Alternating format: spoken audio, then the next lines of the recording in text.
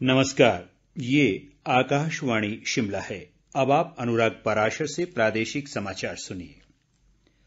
आज विश्व भर में प्रेस स्वतंत्रता दिवस मनाया जा रहा है।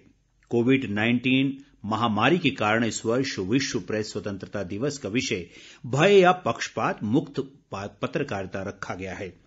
सूचना और प्रसारण मंत्री प्रकाश जावड़ेकर ने कहा है कि भारत में मीडिया को पूरी स्वतंत्रता है। जावड़ेकर ने कहा कि मीडिया के पास लोगों को सूचित और शिक्षित करने की ताकत है।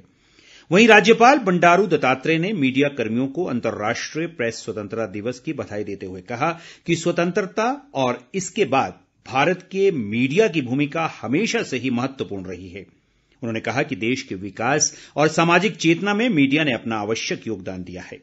राज्यपाल ने कहा कि वर्तमान परिस्थितियों में पत्रकार कोरोना योद्धा के रूप में हर सूचना और आवश्यक जागरूकता संबंधी जानकारी लोगों तक पहुंचा रहे हैं। उन्होंने कहा कि मुश्किल के इस दौर में खासकर हिमाचल में मीडिया का सराहनीय योगदान रहा और इसी वजह से सरकार के दिशा निर्देश आम लोगों तक पहुंचे, जिससे हिमाचल में कोरोना समाप्ति की ओर है। कोविड-19 महामारी के कारण उत्पन्न स्थिति से निपटने के लिए राज्य कृषि विपणन बोर्ड और कृषि उपज मंडी समितियों ने राज्य की विभिन्न मंडियों में अब तक 3,28,870 क्विंटल फल व सब्जियों का व्यापार किया है। राज्य कृषि विपणन बोर्ड के अध्यक्ष बलदेव भंडारी ने बताया कि भविष्य में आने वाले उत्पादों विशेषकर सेब के विपणन की भी तैयारियां शुरू कर दी गई हैं। उन्होंने कहा कि कर्फ्यू के दौरान राज्य की सभी मंडियां खुली रखी गईं, जिससे लोगों को फल व सब्जियों की कोई कमी नहीं आई। जिला चंबा में कोरोना संक्रमण से बचाव के दृष्टिगत जिला प्रशासन ने नई पहल की है। जिले के शहरी क्षेत्रों में सार्वजनिक स्थलों पर प्रशासन ने लोगों के लिए हाथ धोने की व्यवस्था करने का फैसला लिया है। इसी कड़ी में उपायुक्त कार्यालय में 3 कोरोना वॉशिंग पॉड्स स्थापित किए गए हैं। उपायुक्त विवेक भाटिया ने बताया कि चंबा के शहरी क्षेत्रों में इसी तर्ज पर और वॉशिंग पॉड्स स्थापित किए जाएंगे ताकि लोग साबुन के साथ हाथ धो सकें। उन्होंने कहा कि साबुन से हाथ धोने, सामाजिक दूरी बनाए रखने और अन्य सावधानियां बरतने से ही हम कोरोना वायरस से बचाव में कामयाब हो सकते हैं। भाजपा प्रदेशाध्यक्ष व विधायक राजीव बिंदल ने आज नाहन में कर्फ्यू और लॉकडाउन के दौरान फिर से शुरू किए गए सरकारी निर्माण कार्यों का निरीक्षण कर कार्यों की प्रगति की समीक्षा की। उन्होंने लॉकडाउन के कारण बंद सैनवाला बर्मा पापड़ी सड़क के निर्माण कार्य को फिर से शुरू करवाया और साथ ही विभिन्न पंचायतों में सैनिटाइजर और फेस कवर भी वितरित करवाए।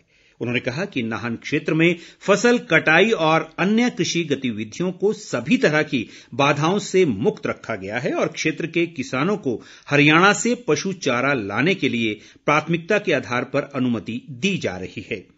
उन्होंने लोगों से इस दौरान सरकार के सभी दिशा निर्देशों का पालन करने की अपील भी की।